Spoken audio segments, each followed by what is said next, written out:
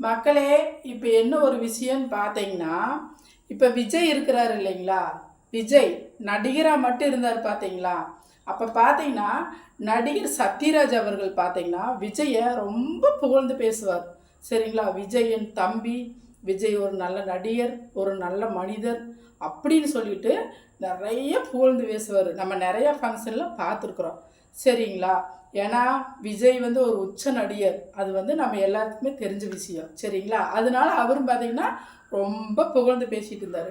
இப்போ விஜய் வந்து அடுத்த கட்டத்துக்கு வந்துட்டார். அரசியலுங்கிற ஒரு அடுத்த கட்டத்துக்கு வந்துட்டார். இப்போ பார்த்தீங்கன்னா சத்யராஜ் நிறைய எதிர்ப்பு தெரிவிக்கிறார். நம்ம நிறைய பார்த்துட்டு தான் இருக்கிறோம்.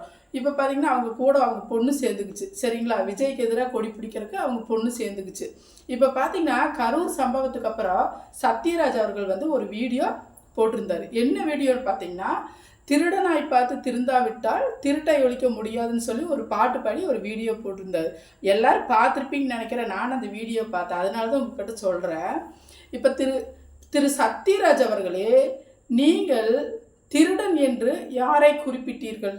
எந்த திருடன்? திருடன் என்று யாரை குறிப்பிட்டீர்கள் என்று எங்களுக்கு தெரியவில்லை. சரிங்களா? தயவு செய்து அந்த திருடர்கள் யார் என்று தயவு செய்து எங்களுக்கு கூறுங்கள். சரிங்களா?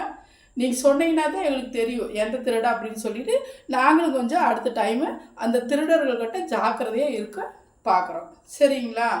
எந்த திருடன்னு தயவு செய்து கொஞ்சம் சொல்லுங்கள். நாங்களும் தெரிஞ்சுக்கிறோம். சரிங்களா?